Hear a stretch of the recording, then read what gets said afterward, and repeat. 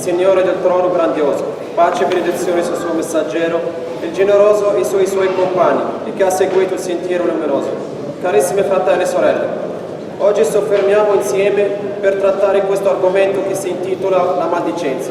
È una cattiva abitudine, sia diffusa fra la gente, la quale provoca la nimicizia fra le persone e conduce alla superstizione, la quale causa divorzi fra le spose e separazione fra religione sociale e culturale, e causa anche litigi fra le parenti. Insomma, è un comportamento del tutto cattivo e sconsigliabile.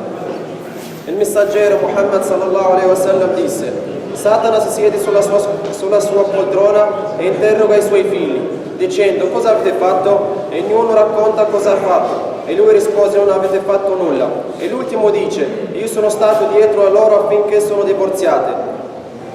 E il Satana gli dice: sì, tu sei stato il più bravo di tutti.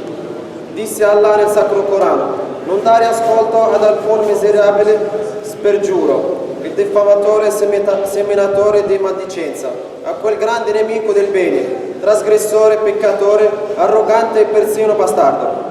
Surat Al-Qalam, da versetto 10 al versetto 13.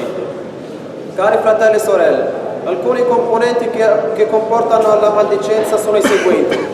Alcuni ignorano che la maldicenza non è un peccato grave, e invece lo è. La cattiveria interiore, la cattiva compagnia, la tentazione e la volontà di sapere e conoscere i fatti degli altri. Ecco alcuni metodi per intervenire e superare questa cattiva abitudine maldicenza. Primo, la buona educazione e la scelta degli amici virtuosi. Secondo, avere sempre da fare per non lasciare il tempo libero. Terzo, dare la precedenza a avere preoccupazione alla soddisfazione di Allah. Quarto, ringraziare Allah in qualsiasi situazione ti trovi.